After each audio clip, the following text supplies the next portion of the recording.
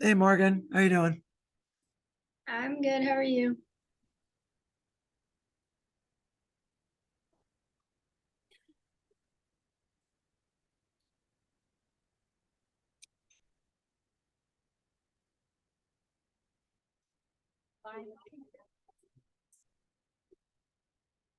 Okay, Morgan, we're going to start in about 2 minutes here. So, all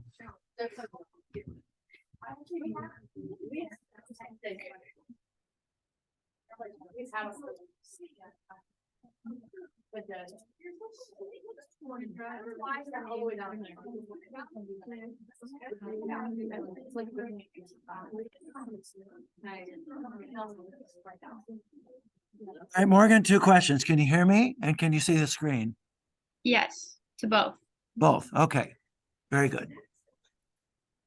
Everyone say hi to Morgan. Class says hi.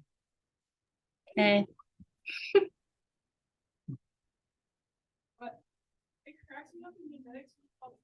I know. It's funny because that's because of high school and so German? Sherwood. Sherwood. And so like, did you know? And I'm like, oh, I don't know why. I don't know. He like talks to me every day. It's really. Yeah, I don't even know how I'm gonna do it.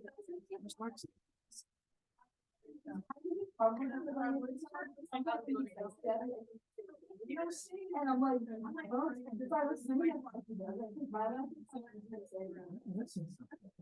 Yeah. This is so hard, but I have to. I think it's like. Lexi, oh, she wasn't in genetics either. Why is she not? Well, I saw her too. That's like genetic. no. Lexi's right here. Morgan had something come up. She had her Zoom. They don't know where Henry is.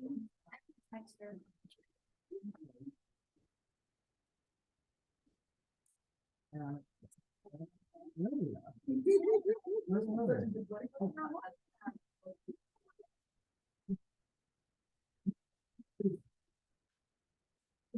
It's probably something.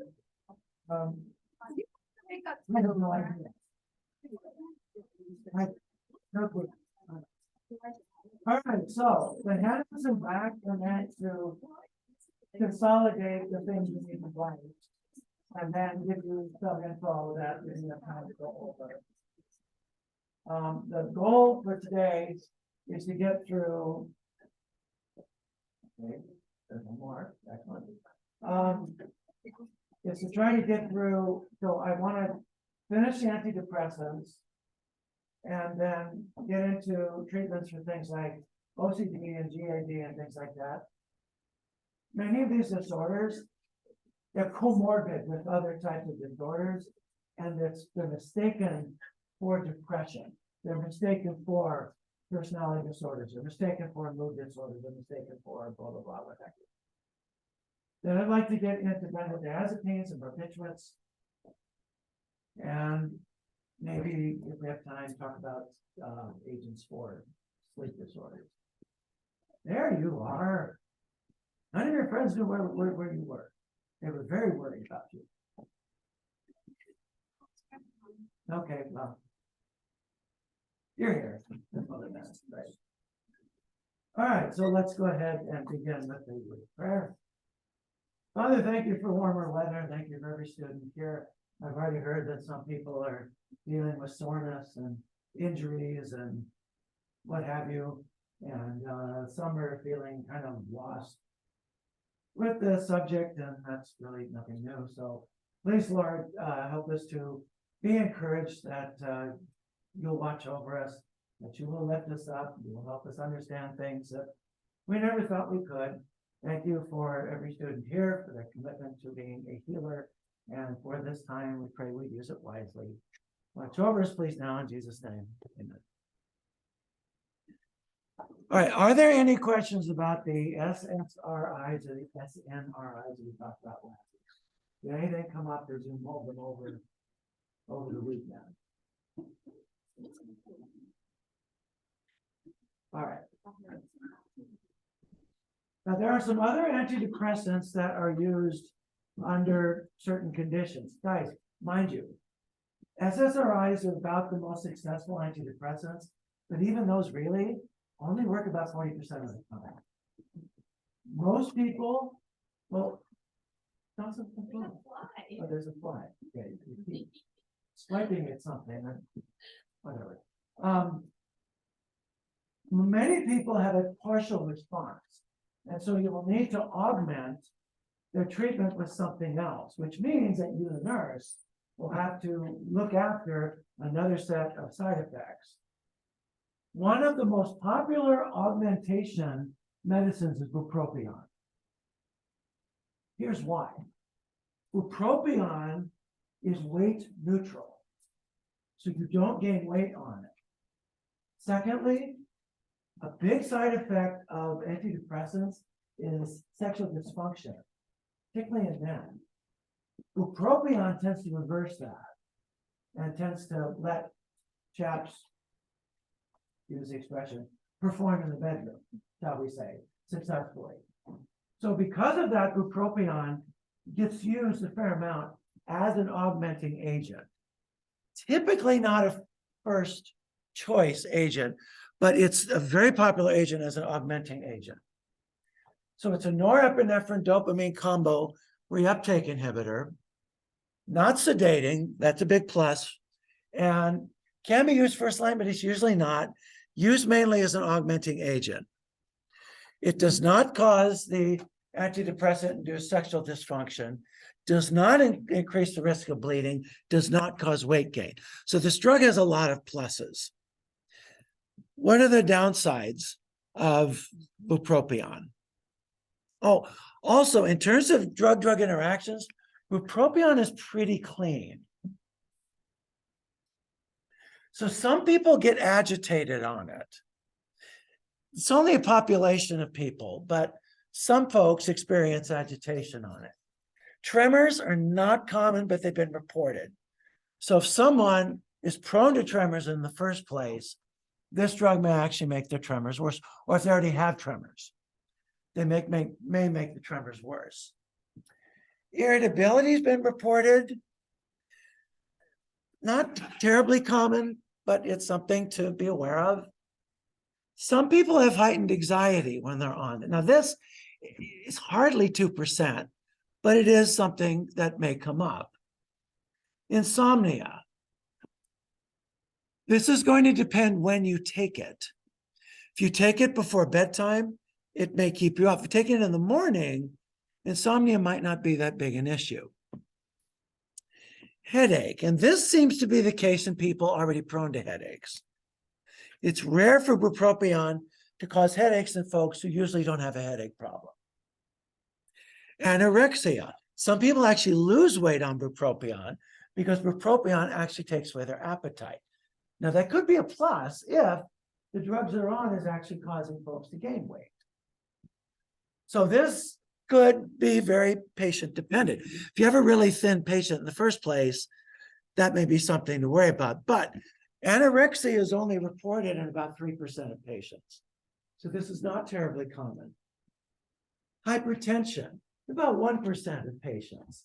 So if they're on something already that raises blood pressure, bupropion might make it worse. The big worry with bupropion is the one you see at the bottom, lowers the seizure threshold. So if you have a medication that will tend to already lower the seizure threshold, or if your patient is prone to seizures, bupropion might make those seizures more frequent, or it might make their seizure disorder worse. That's the one big downside to bupropion. So bupropion goes by the trade name Wellbutrin. A lower dose version is Zyban, and it is used for smoking cessation. It's second line for smoking cessation. So that's bupropion. Pretty good augmenting agent because you usually don't need to give it at a very high dose. When you give it at an augmenting dose, it's typically extremely well tolerated.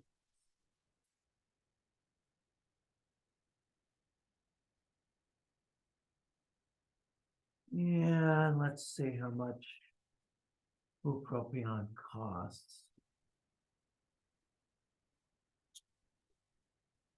12-hour extended release generic bupropion. Month supply is $19. Pretty cheap.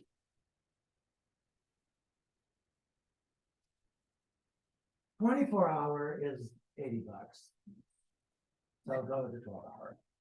Unless they have really good insurance, they'll pay for it. Name brand. Oh, buddy. Yeah, don't get the name brand. The name brand is really expensive. But the generic is quite inexpensive, as you can see. Questions about bupropion? Mirtazapine. This is a drug that antagonizes alpha-2 adrenergic receptors. Since it antagonizes alpha-2 adrenergic receptors, it will increase noradrenaline in the forebrain. That increases mood, and it also increases focus. Also increases the release of serotonin. Because of the noradrenaline increase, you have things like dry mouth, constipation, dizziness. It is sedating. You need to take it before you go to bed. And it causes weight gain, and some people, substantial weight gain. So this is a very good drug for elderly patients who are skinny and are having trouble sleeping. Perfect drug for that group of patients. Otherwise, most psychiatrists I've talked to, they stay away from this drug for younger patients because it's severely sedating and the weight gain. And it's not a little weight gain, it's a lot of weight gain. Don't use this with other serotonergic drugs. You increase the risk of, what's it called?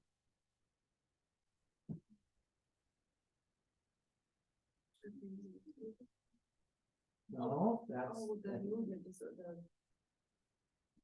serotonin syndrome. Serotonin syndrome. So this is one of these. You will not give these with an SSRI. You're at risk for serotonin syndrome. This goes by the trade name Remeron. Is that a drug that rings a bell for any of you?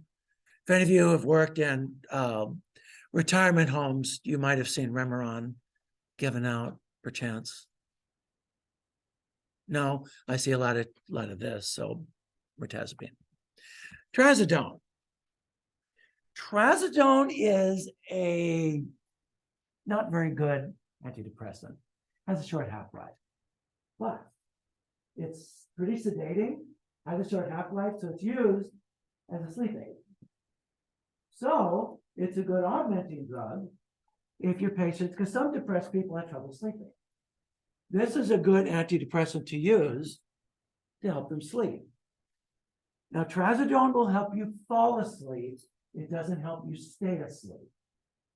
If you don't have trouble with the staying asleep part, just falling asleep, the trazodone is a very good drug to use.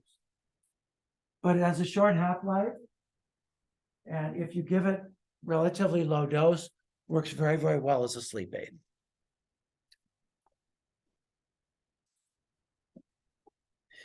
Vilazodone. This is like SSRI. This is kind of a SSRI wannabe. So it inhibits the reuptake of serotonin, but then it's also a partial agonist of the serotonin 1A receptor. Remember, serotonin 1A receptor was that autoregulatory receptor that prevented the presynaptic neuron from overdoing on serotonin. This actually activates that receptor and actually pushes the presynaptic neuron into a more, I'm heavily making serotonin sort of phase. So its adverse effect profile is pretty similar to that of the SSRIs. Many psychiatrists have told me if somebody fails with SSRIs, they'll try vilazodone and it may work. So its indications are pretty similar to that of the SSRIs.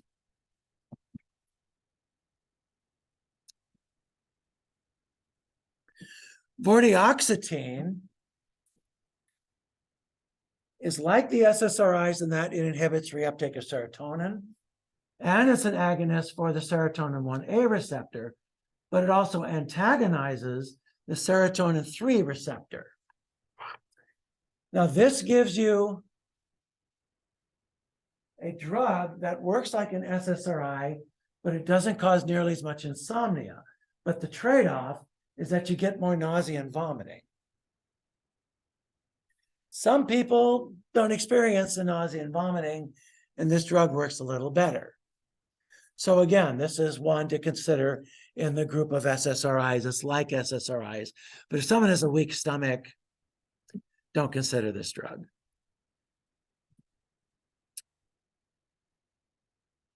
The tricyclic antidepressants are older antidepressants. At one time, they were the go-tos for depression. So the beauty of these drugs is that they're dirt cheap. They're very, very inexpensive.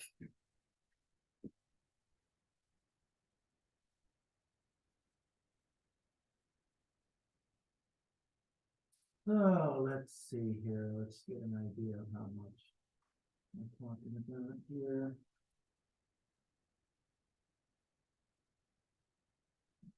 So nortriptyline, the one you see up there says nortriptyline. Month supply of nortriptyline, which is a drug you take once or twice a day, is $30. Imipramine, month supply is $24. Amitriptyline, you take that twice a day. Month supply is $28. They're cheap. They're really inexpensive. Unfortunately, these drugs have a lot of side effects. That's a downside of the cyclic antidepressants. Having said that, if someone fails on an SSRI, sometimes these drugs will work. So imipramine, for example, gets used in children who have bedwetting issues, nocturia. It's used at a very low dose. And some of these also get used for neurologic pain as well. So what's the problem with the tricyclics? They have a relatively narrow therapeutic index. Most of them have anticholinergic effects. So you have urinary retention, constipation, dry mouth, blurred vision, orthostatic hypotension, weight gain, sedation, sexual dysfunction. That's a pretty long list.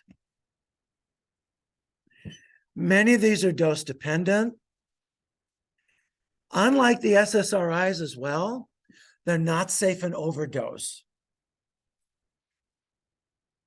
And some of them can cause conduction delays and QT interval prolongation. So the TCAs, if they're used, you should start them at the lowest dose possible, bump up slowly, and don't go over the FDA approved dosage.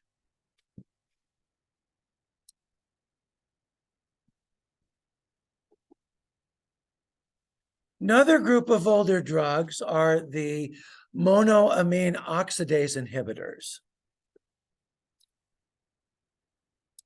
So these include salicyline, which is also a drug that's used for Parkinson's disease, phenelzine, tranylcypromine, isocarboxazid.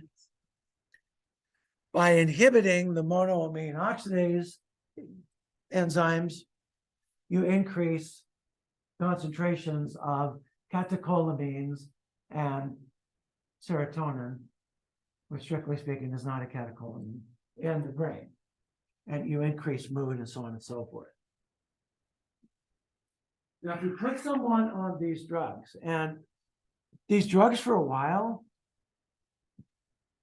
were put out to pasture. People said they're too dangerous, we can't use them.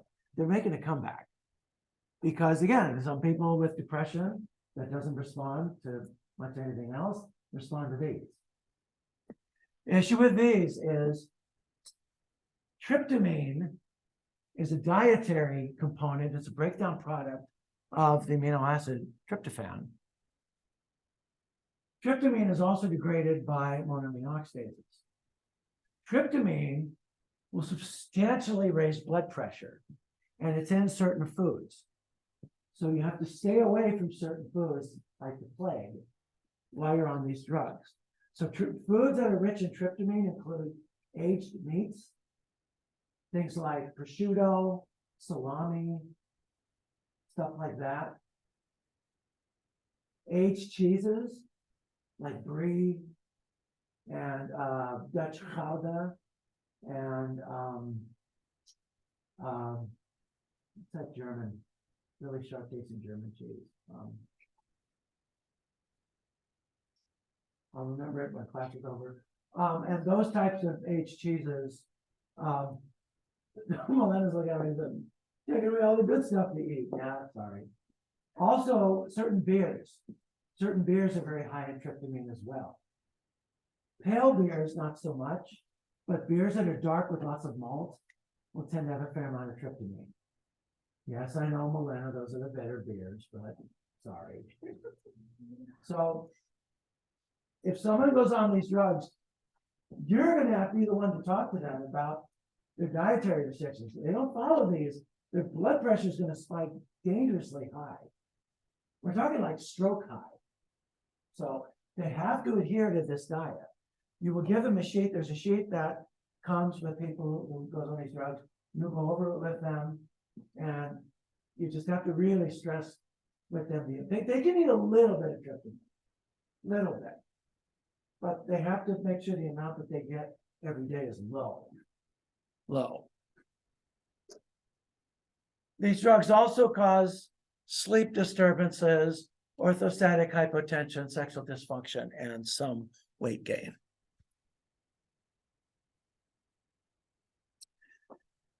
And here's the new kid on the block, nasal ketamine. So in 2010, this psychiatrist, oh good gravy, what's his name? I can't remember his name. He had a patient with treatment-resistant depression who was in a bad accident. And when you're in a bad accident and you need emergency surgery, the anesthetic of choice is ketamine, usually. Because ketamine is an analgesic, it's a muscle relaxant, and you can use it for maintenance and induction. Very useful. He came to his doctor after the injury, and the doctor was ready to hear his story about suicide because he'd just been in an accident. He was on crutches. And he said, "Doc, I feel great." He said, "What?" "Yeah, I feel great. I'm learning these crutches. I feel really good." Okay, the same patient. So he worked out what it was. Turned out it was a ketamine. So we started to give this guy intramuscular injections of ketamine. And he discovered that the ketamine would only last a certain period of time in his body, but the antidepressant effect lasted long after the ketamine had disappeared from his body. So clinics started to use ketamine off-label for treatment-resistant depression. And a drug company made an intravenous ketamine, and then they made ketamine in the form of a spray that's called Spravato. Spravato. And this is the S enantiomer of ketamine. So this is FDA approved for treatment-resistant depression. It's not first line for depression. Treatment-resistant depression. It is an NMDA receptor antagonist. What's the normal ligand for the NMDA receptor? Anybody remember?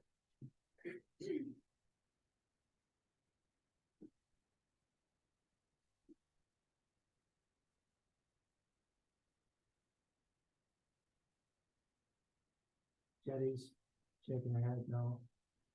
McKenna, any guesses? Not gonna guess? No? Catherine? I don't remember the question.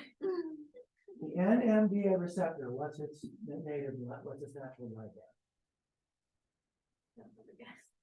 Okay, it's a neurotransmitter. There's only a limited number of neurotransmitters, so start going through them. Norepinephrine. No, good guess, but no. Epinephrine. No. Sorry? No, no. Sorry? I was gonna guess it. You're gonna guess the calling. There are other neurotransmitters. Sarah? No idea?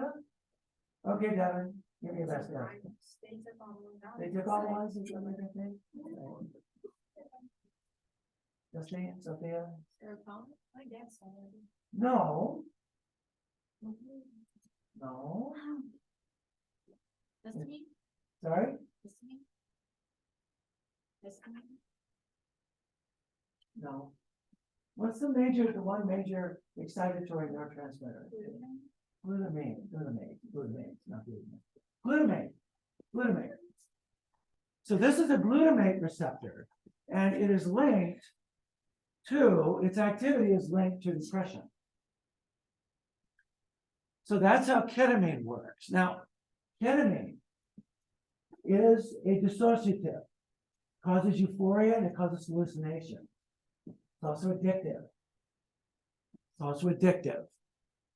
And unfortunately, Spravato is expensive, really expensive. That's why some clinics will just use the intravenous ketamine because it's much cheaper.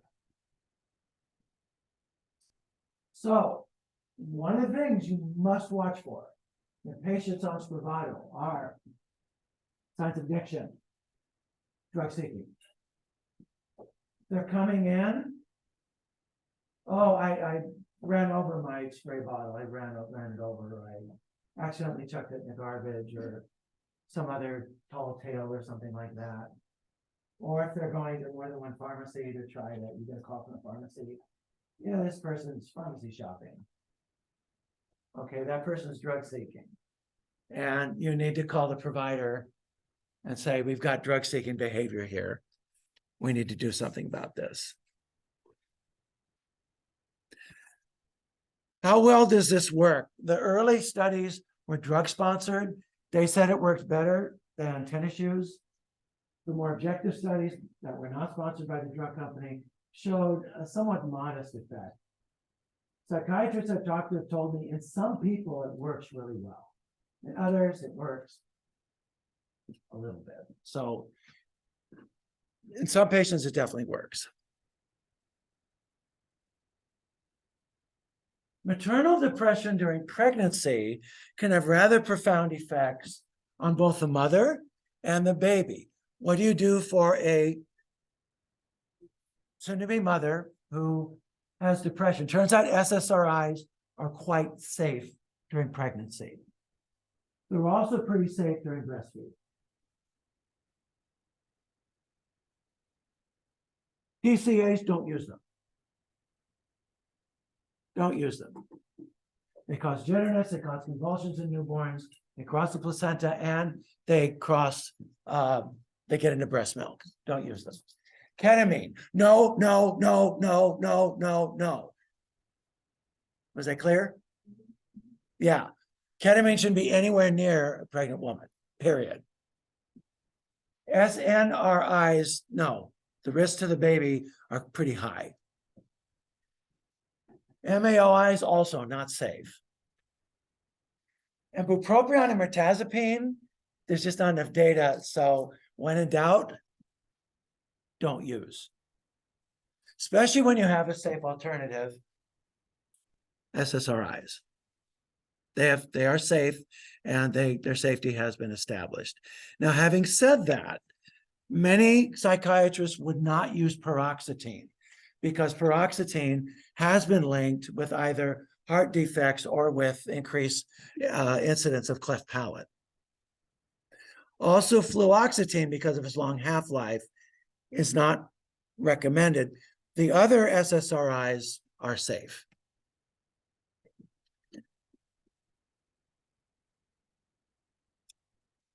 And here's a somewhat new drug. So brexanolone, this came out last year. It is for postpartum depression. When I was in high school, high school guys, being idiots, as you well know, we used to tell jokes about postpartum depression. Oh, she's got the baby blues and so on and so forth. And turns out this is nothing to joke about. You guys will experience patients in your practice with postpartum depression, and it's bad. It's bad. So this medication is a GABA receptor modulator. Remember, gamma-aminobutyric acid is the #1 hyperpolarizing neurotransmitter in the central nervous system. So this will tend to calm the nervous system down, helps the mother relax, helps the mother not be so anxious, improves her mood. It's available through a so-called REMS program because the data that's available comes from the clinical trials. It really needs to be monitored better before the safety of it has been completely established. So you have to be in this REMS program before you are allowed to be in it.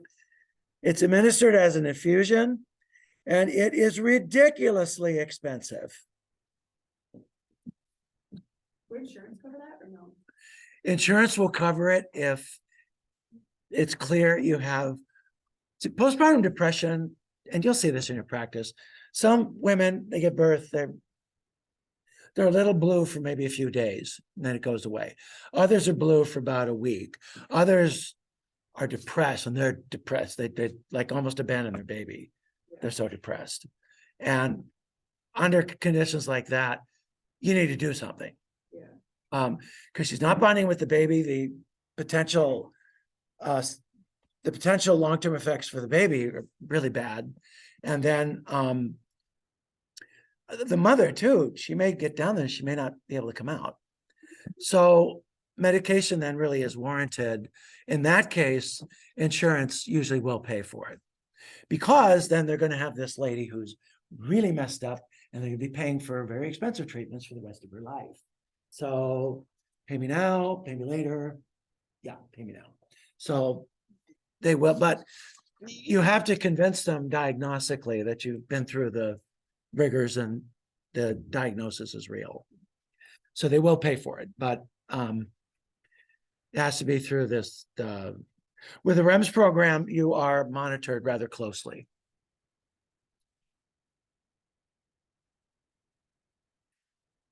And the REMS program, I believe, is paid for by the company, at least partially. I'll have to check that, but I know it's partially paid for by the company.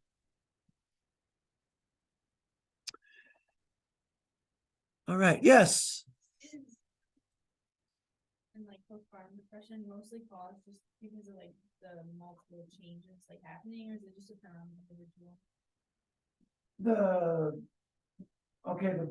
bottom line answer is I don't know, because nobody knows. It is clear that hormones affect mood, and that changes in hormones can deeply affect mood, and that changes in hormones with things like the responsibility of a baby. You know, I don't know if you've ever been around babies, but they're completely dependent on you. And you know, what's wrong? Well, they're not going to tell you because they can't. When? That's about the only thing we know how to say. And it's very intimidating. I've done this 3 times. You sit there and you're like, okay, we having fun now? And it can be overwhelming, especially for a first-time mother. And that's usually the biggest risk for postpartum depression, and it's usually first-time mothers. They can get postpartum depression afterwards, but usually because they know they're at risk for it, they will usually have a social circle around them to kind of catch them when they fall, so to speak. So yeah, hormones almost certainly play a role. There seems to be a strong genetic contribution to postpartum depression as well. Beyond that, there are changes in neurotransmitters that occur in the brain during, and after pregnancy as well. That may have something to do with it as well. I know it's not a very satisfying answer, but that's much as I know on the subject. Because the literature is frustratingly unsatisfying, because nobody really knows. Yes, How common is it? that's a really good question, because it varies.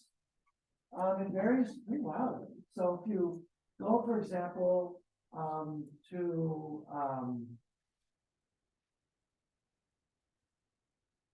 so if you go to say Asian populations where having a baby is a community thing, and you have 3 generations in the house who pass the baby around essentially, and you get lots of help, and so on and so forth.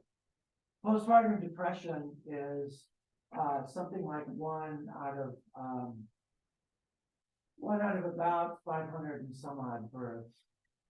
So not terribly common. If you go to other places where women will tend to give birth alone, and some cultures, giving birth alone, giving birth is supposed to be a very private thing, you do it alone. It's higher. But instead of like 1 out of 500, it's more like 1 out of 200. So it's about double. So it's not 10 times as much, it's double. And even then, it's going to vary from person to person. There are environmental and hormonal and genetic contributions to this happening. And you can't really predict. You can have someone who's really upbeat, loves children, wanted to have a kid, and then they have a kid, and all of a sudden they're really depressed.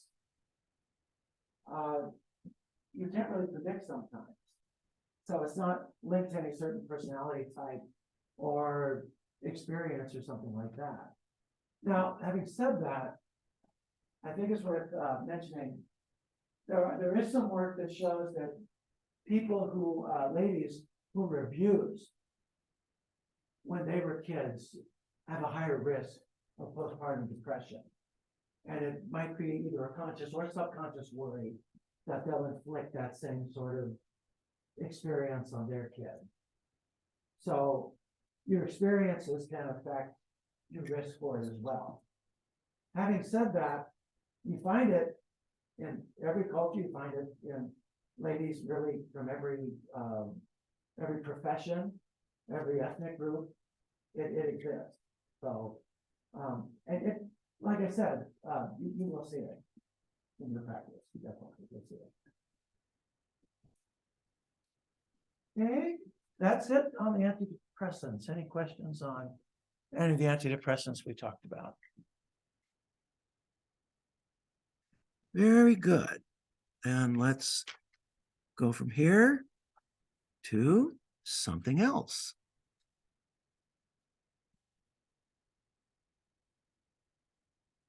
So please take out the handout about generalized anxiety disorder.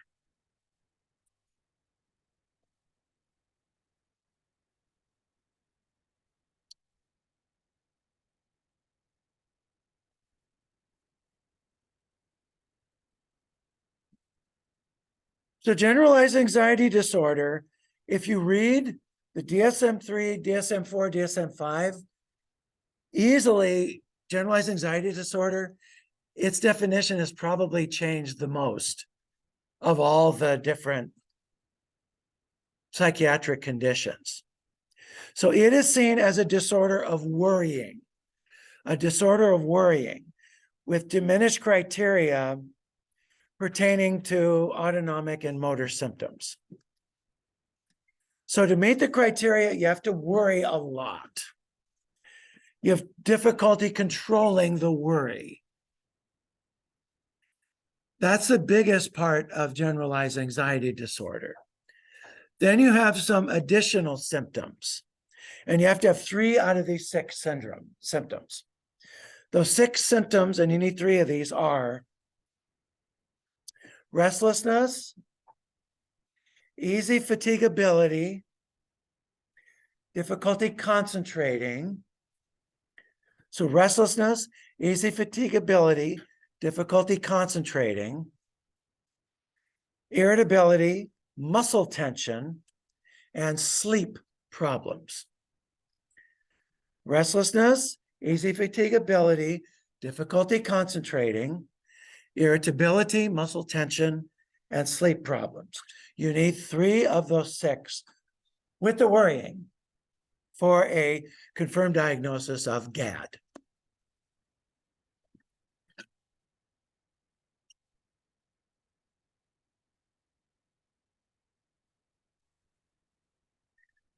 Worrying is in the forefront of the diagnosis. For this reason, GAD tends to co-occur with other types of psychiatric conditions. So comorbidity is the rule when it comes to GAD, not the exception.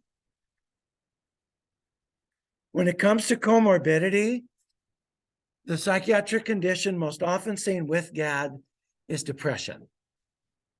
And that shouldn't surprise you when you consider what GAD is like. It kind of sounds like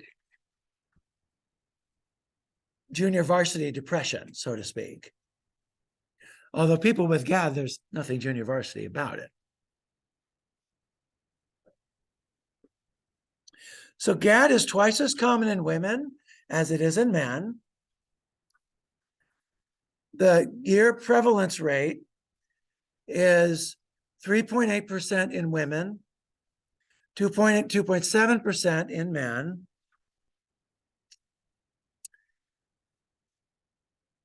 The prevalence rate in adolescents is about 1%. In adults, the prevalence rate's about 3%. And the lifetime morbid risk of somebody having a period of generalized anxiety disorder is about 9%. So 9% of the population will at some time in their life have some flirtation or diagnosis of generalized anxiety disorder. So it's not that uncommon, is it?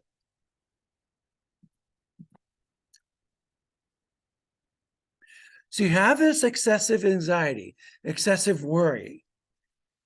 It occurs for more days than not over a 6-month period. And it's worry about things like health, finances, job responsibilities, safety and health of family members. And here's the kicker. It's worry over minor things. And in your interview, this is the part you really need to emphasize. So if you ask, big things, you're afraid someday you're going to die. Are you, you worry about your kids. Yeah, every parent worries about, wait till you become parents. You worry about your kids. Kids do that to you. They condescending. But you worry about little things. You worry about being able to get up on time. You worry about what you'll have for dinner. You worry about, minor things. People with GAD usually will worry about those minor things. Daily hassles, time management. We had a student who graduated 2 years ago, and she is actually in a nursing program now. She struggled with GAD, and she had periods in class where she had to check herself into the hospital because just couldn't handle it. So this can be really debilitating for some people. Now, we all worry to some extent, don't we? You probably worry about this class sometimes. Or you worry about another class you're in, or classes you'll have in the future, or something like that. You worry about the end class that you'll have to take someday, or something like that. Or maybe you worry about, maybe Jocelyn worries about her ankle, that, well, she rolled up and it's, keeps getting sore. And it gets a little better, but it won't, this pain never gonna leave me, or something like that. All soccer players play with some pain. Yeah, it's either toes or feet or knees or hips or back or whatever. Everybody plays with something, right? Yeah. So we all worry about things. Non-pathological anxiety, it's not excessive, it's manageable. It's manageable. So Paige was so worried about her turf toe that coach tells her to get in there, and she just sits there, she starts shaking because she's afraid of her turf toe. That's keeping her from playing. That's pathological worry. And she's like, okay, coach, I'm gonna try. Trot, trot, trot, trot, trot, trot, trot. And then she plays, and the next day she can't walk. That's manageable. So she limps around next day and limps over to practice and says, coach, I told you. Physical symptoms associated with that worry, not very frequent if it's not pathological. Look what happens if you have anxiety disorder. Now you have psychosocial disability. The worry is pervasive. It's of long duration. Usually patients will say this: I can't control worrying. I can't not worry. If you hear that, your alarm bells, your radar should start to flash. Physical symptoms also are much more common with generalized anxiety disorder. Oh, goodness, it's break time. Okay, let's take a break. Come back, we'll finish this and then start benzos and barbiturates.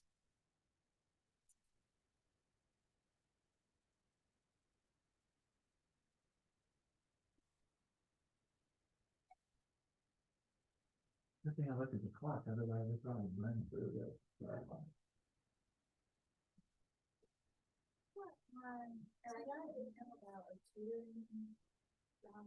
Yeah.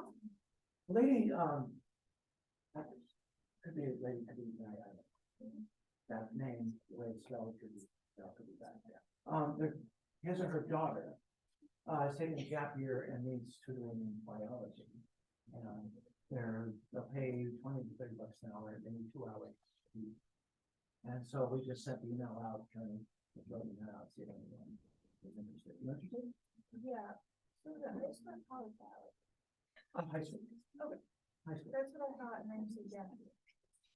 Taking a gap year, I think, for the college. That's my question. Oh, but is it still high school biology? Or something where they want to take, Yeah. I don't know the situation. So if you want their contact information, maybe, get it back.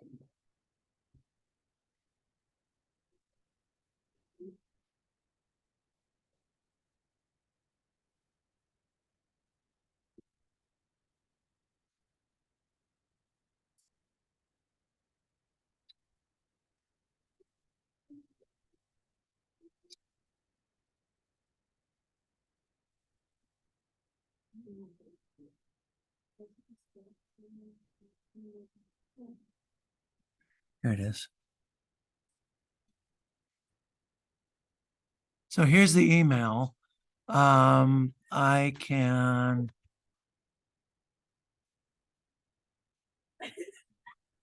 forward that to. There we are.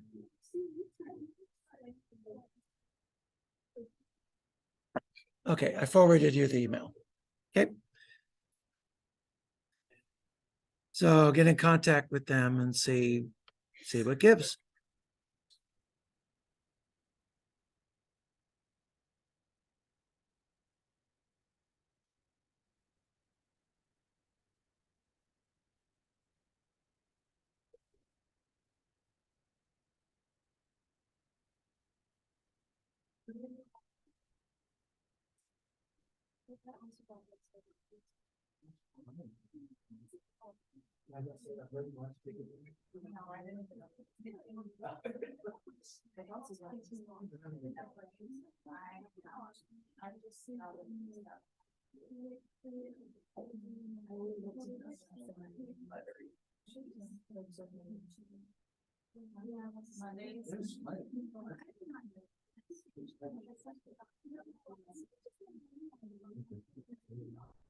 The way they did the stage on was mentioned on the other day. And all the sketches of the light. It's hot. I don't have heat on at all, and it's so hot. Down last night, I wake up, I'm like. I haven't got something like anything, so my window open.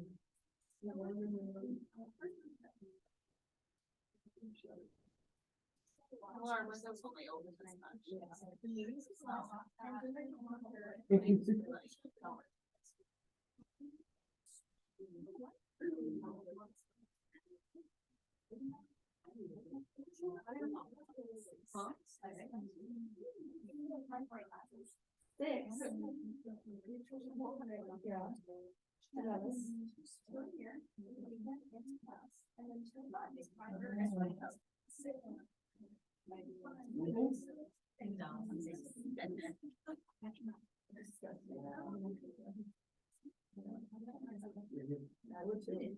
Well, I want to know the advice.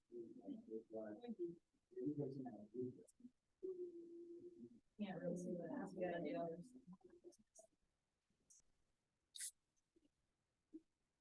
No.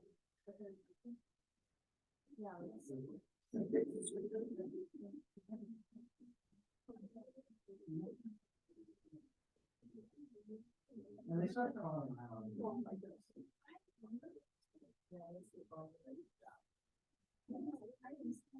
My second two were released. Yeah, I was gonna remember that because about it. Lights.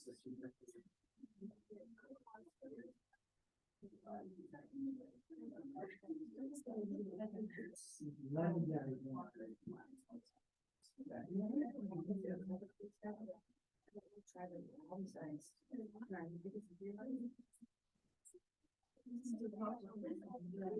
No.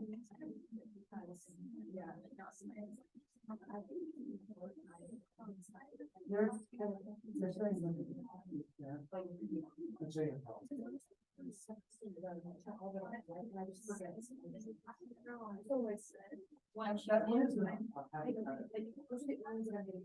things that I'm saying. I still.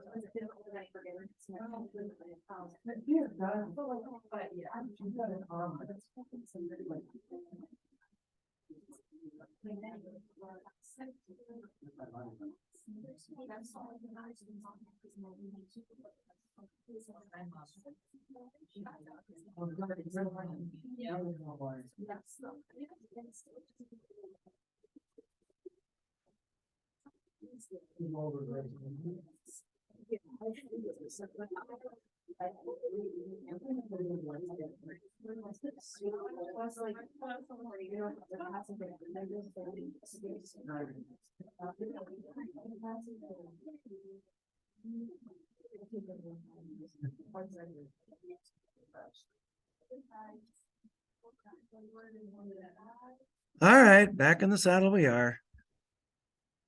So here are the 3 of 6 additional symptoms that we talked about. We already listed those. I don't want to. Yes. DSM stands for Diagnostic Statistics and Mechanism. That's DSM. That is the book, which they publish a hard copy, but it's all online now. That's the book essentially that gives you the list of major and minor symptoms of various psychiatric conditions. So that's what I mean when I say DSM. That's not, Daniel Salmon Morgenstern or something like that. No, it's a diagnostic manual for psychiatry. Oh, another thing. General anxiety disorder in some people will start in childhood. In children, only one of these 6 additional symptoms is required on top of the worrying for a diagnosis of generalized anxiety disorder. So 2/3 of patients with generalized anxiety disorder have comorbidities. And the main comorbidities are either depression, some sort of social phobia, agoraphobia would probably be the most common, some sort of panic disorder, and obsessive compulsive disorder. Definitely the most common is depression, for definite sure. There are some very good rating scales for generalized anxiety disorder. These have all been verified. The easiest out of all these is GAD-7. GAD-7 is something the patient fills out. It's one page. It's very easy to understand. And it's definitely the one that gets used the most. Because the others, for example, the Hamilton rating scale, it's a good scale, but the clinician fills that out. So you have to have the actual counselor or psychiatrist fill that out. GAD-7, the patient fills it out, takes 5 minutes, and you can have an answer essentially really quickly. So if you have a suspicion, giving this to someone doesn't take long, and it gives you essentially clinical information you can definitely use. There's also the Penn State Worry Questionnaire. I have a file under Course Basics that says Psychiatric Instruments. There are websites to all of these if you want to click them and look at them and see what they look like. So differential diagnosis, making sure you can distinguish between GAD and these other types of conditions. Remember, the biggest thing about GAD is worry, a rather constant worry. With obsessive compulsive disorder, you have inappropriate ideas that take the form of intrusive, unwanted thoughts, urges, or images. Not the same as worrying. With panic disorders, you have episodic thoughts, whereas with GAD, they're more constant worrying. You have episodic thoughts about life-threatening, acute illness, or something like that, whereas GAD patients focus more persistently on less specific chronic complaints and what have you. Adjustment disorders usually are anxiety or other symptoms within 3 months of some sort of stressor. With GAD, you don't have any stressor. And then anxiety disorders due to a medical condition. Someone gets a diagnosis of cancer, for example. Can that generate anxiety? Sure. Substance or medication-induced anxiety disorders, certain types of medications, particularly if they're abused, can actually cause anxiety disorders.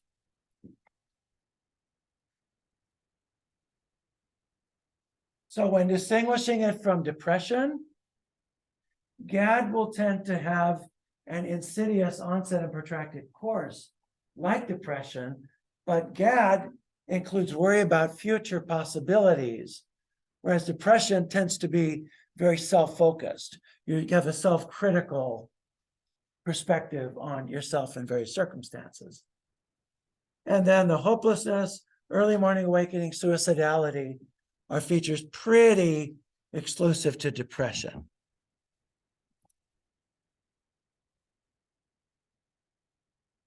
So the key points: GAD, more common in women than men.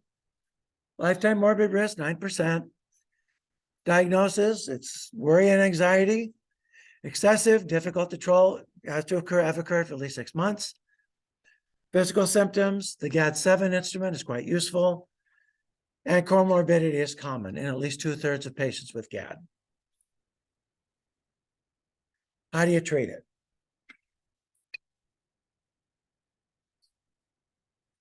First-line agents are the SSRIs, and these are especially useful if the patient has comorbid depression. Escitalopram and sertraline are probably your go-to medications. There was a report that higher and higher doses of sertraline beyond what the FDA recommends are more useful. That result has not been confirmed. Other studies tried to confirm it, and that result has not been confirmed. So use the FDA recommended dosing for sertraline.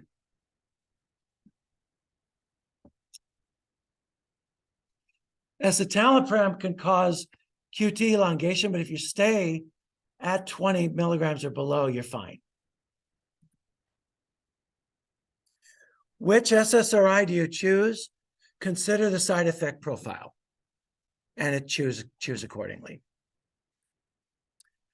So when it comes to GAD, they all have about the same efficacy. So select according to your side effect profile.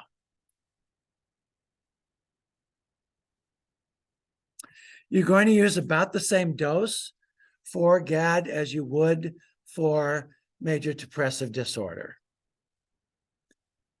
And again, you start low and you increase slowly.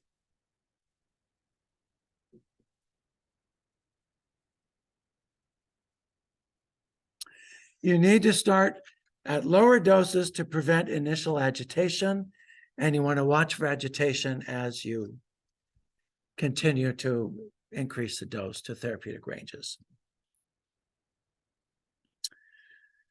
So SSRIs are particularly useful if you have comorbid major depressive disorder.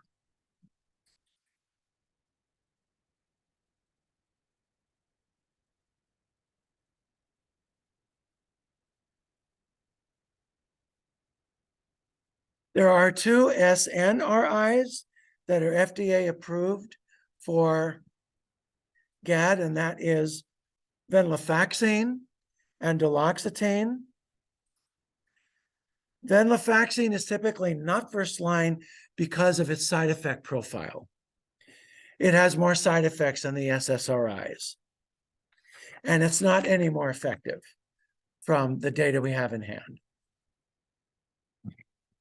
With venlafaxine, you have more GI side effects.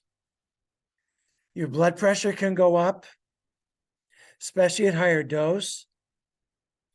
And you have pretty bad withdrawal effects if you miss a dose.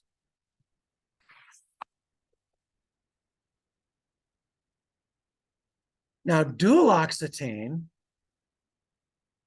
has a better side effect profile than venlafaxine. It doesn't seem to cause sexual dysfunction like venlafaxine does. It does, in some people, cause liver problems. So liver function tests will be necessary to be followed and drawn and ordered. And it does have anticholinergic effects. So you probably don't want to use it in older patients. But because of this, it is preferable to venlafaxine when it comes to treating GAD because of its superior side effect profile.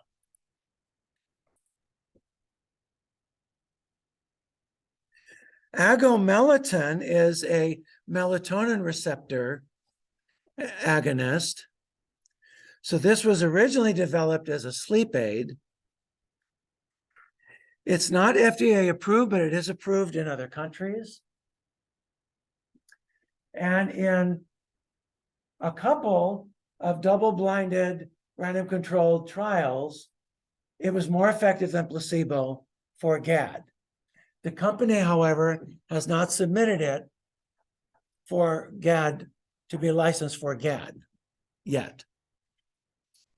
So it is used off-label.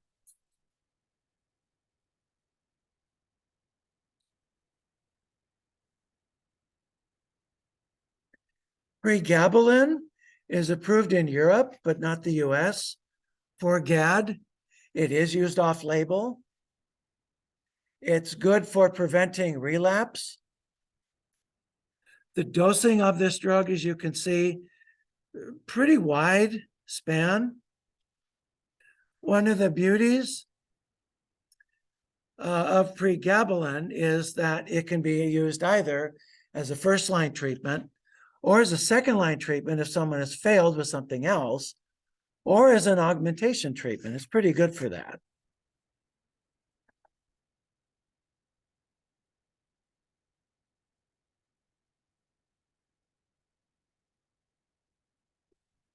So pregabalin works as a blocker of voltage-gated calcium channels at the synaptic terminus. So it tends to turn down presynaptic nerve activity.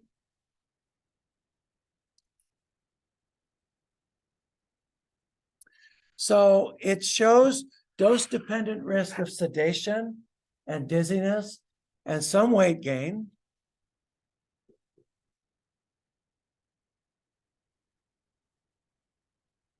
And you do get a better response rate with higher doses, but you might have the higher cost. Pregabalin goes by the trade name of Lyrica, if that's a drug now that is more recognizable to you. Maybe, maybe not, whatever.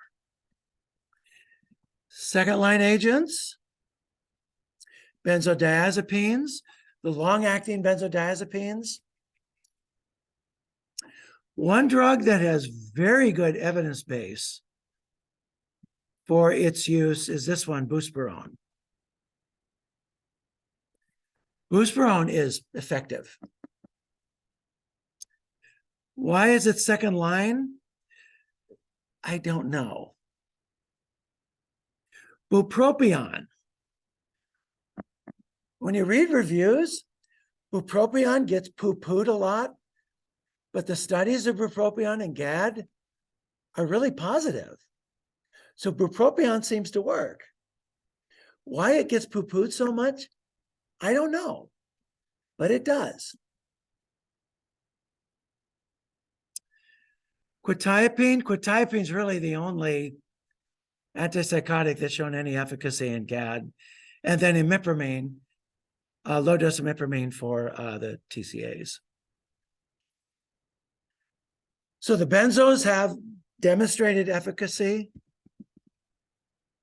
These are the three that are used: alprazolam, bromazepam, diazepam, lorazepam.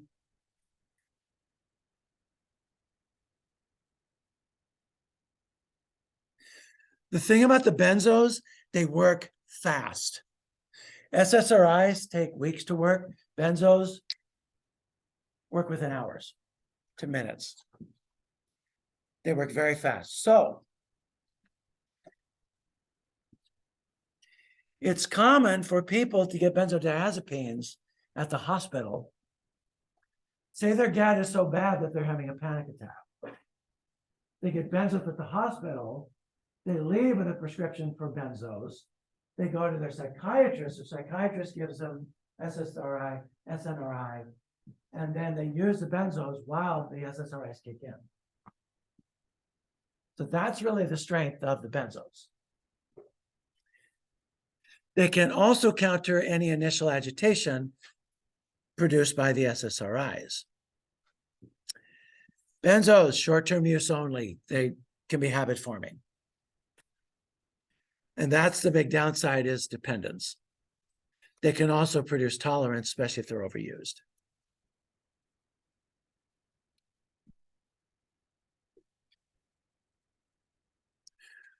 Buspirone is an anti-anxiolytic.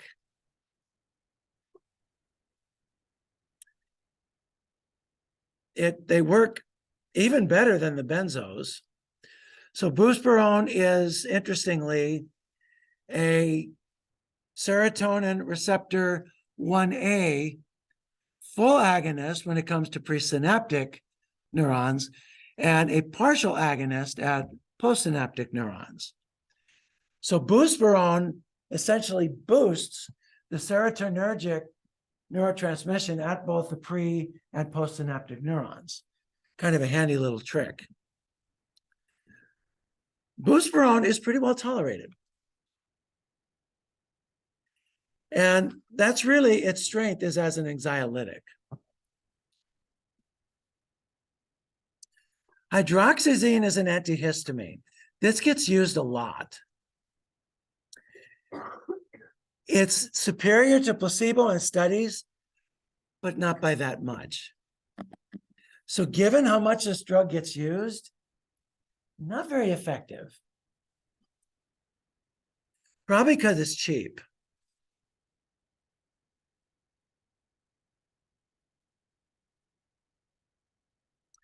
Quetiapine has fared pretty well in certain studies. You get more, it will sedate you. It has a sedation effect.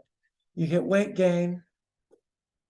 You get higher dropout rates consequently. So there are tolerability concerns, but it does work. And this is the extended release form. Adjunctive therapy can be with either pregabalin or some of these other antipsychotics. Notice their third line. Ziprasidone is not recommended because it doesn't work. There have been 3 studies of ziprasidone. It failed all 3 of them. So ziprasidone for GAD. So here's the recommendation from any and all of this. Consider an SSRI first line. If you're going to use pregabalin, you might have to use higher doses to get it to work. SNRIs and pregabalin are your bullpen if the SSRIs don't work. And remember, those drugs take time to start working. Just like with depression, they take time to work. So how long are you going to treat? The literature says you should treat for at least 18 months. Will their GAD relapse? It might. Then you'll need to treat them again. But treatment should be for at least 18 months. If they're already on an SSRI for depression and then they get GAD, would you put them on a different SSRI or would you combine the medication with the SSRI? If they're on a therapeutic dose of an SSRI and they get GAD, then you'd want to augment probably with something else for the GAD. Augment with pregabalin, augment with something else. Yeah. Unless the SSRI is not working for the depression either, in which case just switch medications. And that, folks, is the straight skinny on GAD. Questions?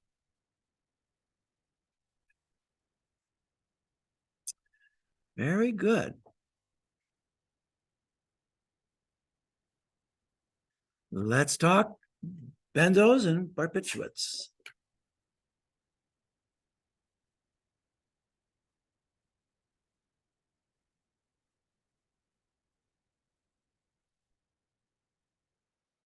There we go. Morgan, we lost you for a bit, so sorry. It's working now. It's working now. Okay, very good. Let's reconnect you here back to our presentation.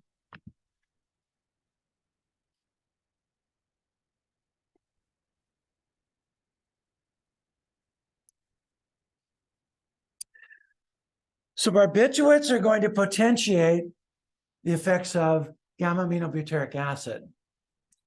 So they suppress the central nervous system. So they're used, therefore, for things like seizures, because the seizures, you have too much activity in the brain. Barbiturates, therefore, are very good for seizures for that reason, because they decrease, they suppress activity in the CNS. They're also good for insomnia, migraines, increased intracranial pressure, and various postoperative treatments and things like that. If you see a drug that ends with etal or barbital, it is a barbiturate. There are no antidotes for barbiturates. They have a narrow therapeutic window. Consequently, they've been replaced by benzodiazepines in many cases. They have their uses. These drugs are habit forming, and they're potentially dangerous in the wrong hands. Antidotes are things you give to reverse the effects of the drug. So they're reversal agents. There are no reversal agents for barbiturates. So here are the barbiturates: phenobarbital, pentobarbital, psychobarbital, bartalbital, methohexital.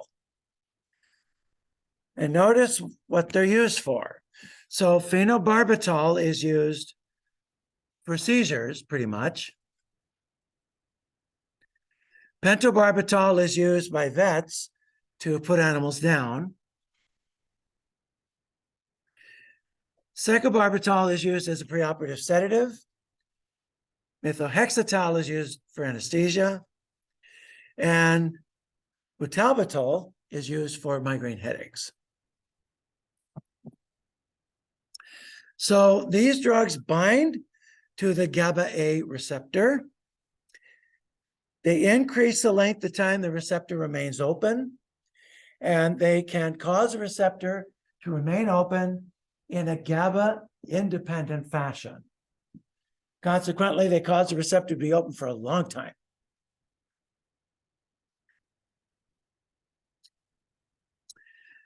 So this receptor, the GABA A receptor, is found throughout the limbic system. When GABA binds its receptor, it opens and it lets chloride into the cell. When you let chloride into the cell, the neuron, you hyperpolarize it. When you hyperpolarize it, you inactivate it. So GABA is an inhibitory neurotransmitter. And the barbiturates potentiate the effects of GABA. Henceforth, barbiturates are central nervous system depressants. So your nursing responsibilities, we're going to use the mnemonic Barbits. Barbits. So B, barbiturates bind to the GABA A receptor. And they bind at different sites than do the benzos. So at high doses, the barbiturates open that GABA A receptor without the presence of GABA. They don't need any GABA. So at higher doses, they're really potent CNS depressants. And the drugs have a low therapeutic index. A is for abuse, addiction, dependence, or high risks with these drugs. So ask yourself this: does the patient have a history of substance abuse? Do they have a history of suicidal ideation?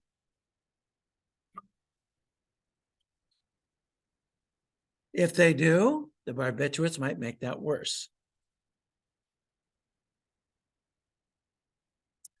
R stands for recognizing signs of overdose. People overdose on barbiturates, they need to be mechanically ventilated. To get the drug out, the patient may need dialysis or activated charcoal.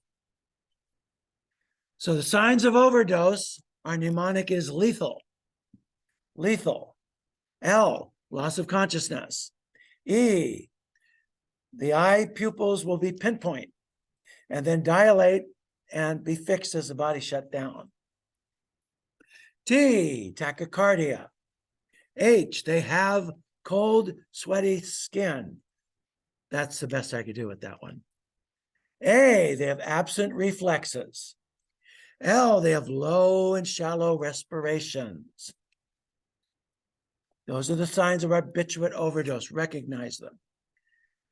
If you recognize them, the patient needs to be intubated. There was a wonderful t-shirt I saw online. I really want to buy one. It says, "Stay calm or you will be intubated." I like that shirt. B, be aware of patient safety.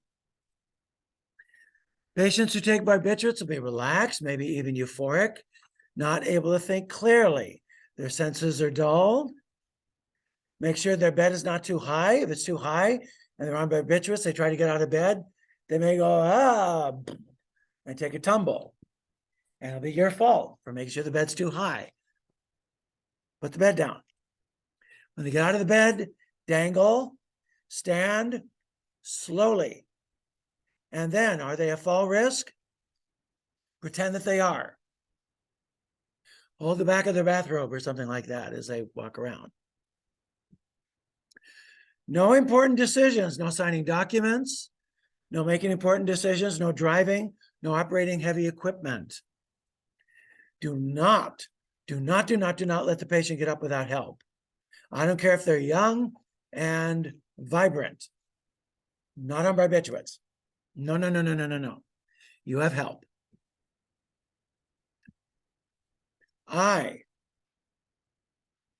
There is a risk of accidental overdose, so take the drug exactly as instructed. That's the I, instructed. Do not mix barbiturates with opiates. Do not mix barbiturates with alcohol. Do not mix barbiturates with other CNS depressants. You'll potentiate their effect. So see these numbers right here? That is your range for your barbiturates. 15 to 40 micrograms per mil. Remember that one. 15 to 40 micrograms per mil. T, tolerance. Patient no longer gets the same therapeutic effect from the prescribed dose. This can lead to accidental overdose. And you see this most commonly with long-term use of barbiturates. S, stopping the drug abruptly can lead to severe withdrawal symptoms. Those withdrawal symptoms can be dangerous. Here are the withdrawal symptoms. We're going to use the mnemonic CRAVES. C, convulsions, R, restlessness. A, agitation, V, vomiting, E, elevated temperature, and S, sleep problems. These can be so severe, they may lead to shock and coma, followed even sometimes by death. So if patients have been on barbiturates long-term, you step them off the barbiturates gradually. You never quit a long-term barbiturate cold turkey, never.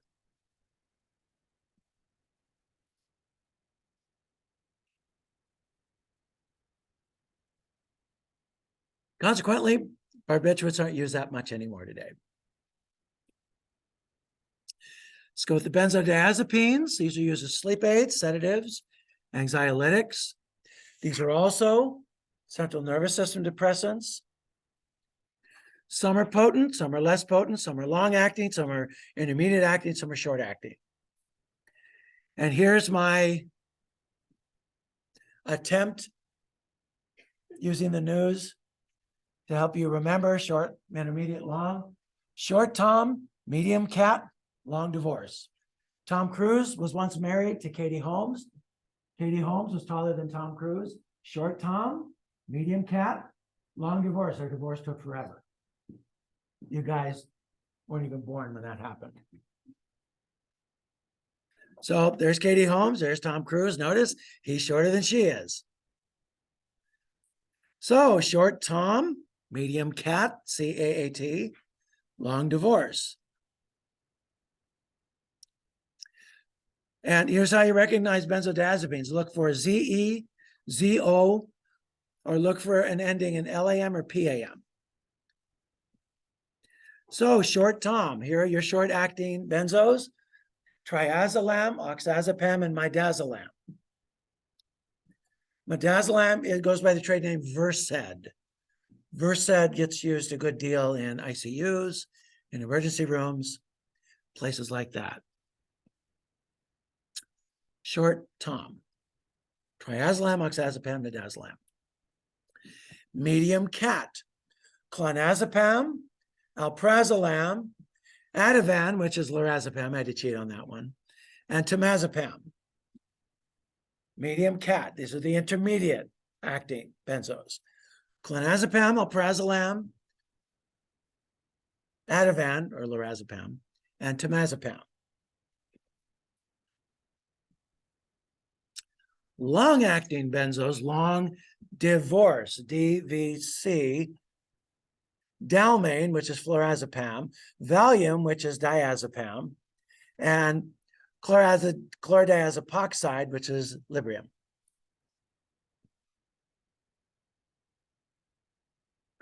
You may not like that mnemonic, but it's the best I can come up with.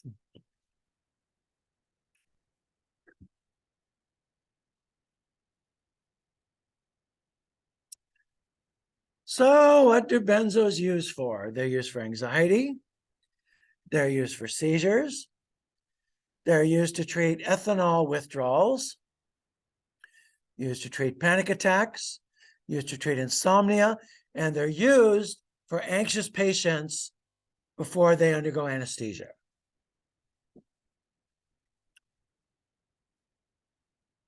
The drug you will usually use in that case is midazolam. Now, word about midazolam, when the patient recovers from anesthesia, they will have a hangover. They'll be like they're drunk. They won't walk straight, they won't remember things, and their speech might be slurred. It will wear off, but it's really annoying.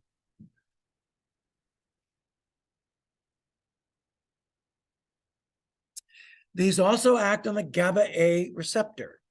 They bind to the receptor and they cause it to open more often, not longer, but more often. Chloride ions get into the neuron, they hyperpolarize the neuron is inactivated. Now, benzos can't act upon the receptor in a GABA-independent fashion. They act on the receptor in a GABA-dependent fashion. So they are GABA potentiators, but they're still CNS depressants, like the barbiturates, but they're safer because of that. They have a wider therapeutic window. So what are your nursing responsibilities? It's use the mnemonic benzo. Benzo. B, they're on the Beers list. These are drugs that older patients should avoid. Older patients should avoid them because they're subject to increased toxicities and increased falls. If they are given to elderly patients, they now become a falling risk, whether they were one to start or not. So get the white belt on them, tell them to stop complaining, and hold on to the white belt. I know in other places it's not white, it's another color, but you know what I mean. Does anybody not know what I mean when I say white belt? Good, you all know what I mean. E, ethanol, opioids, other CNS depressants should be avoided, like the plague. They'll potentiate the effects of the benzodiazepines and you'll have severe CNS depression. N, not recommended for long-term use because they are habit forming. Z, they induce sleep. They're hypnotics. So avoid any activities that require focus, such as driving, making important decisions, operating heavy machinery. Oh, overdose. The antidote is flumazenil.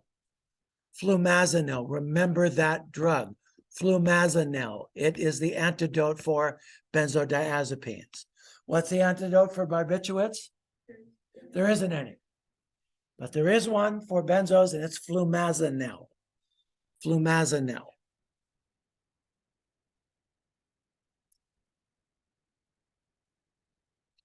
Signs of benzotoxicity. We're going to use the mnemonic abused. Abused. A, altered mental status. B, bradycardia. What's bradycardia mean? How low? Below 60 beats per minute. Good. U, uncoordinated. S, speech is garbled or speech is slurred. So they talk like Joe Biden, essentially. E, they experience hallucinations or memory loss. And D, respiratory rate is decreased.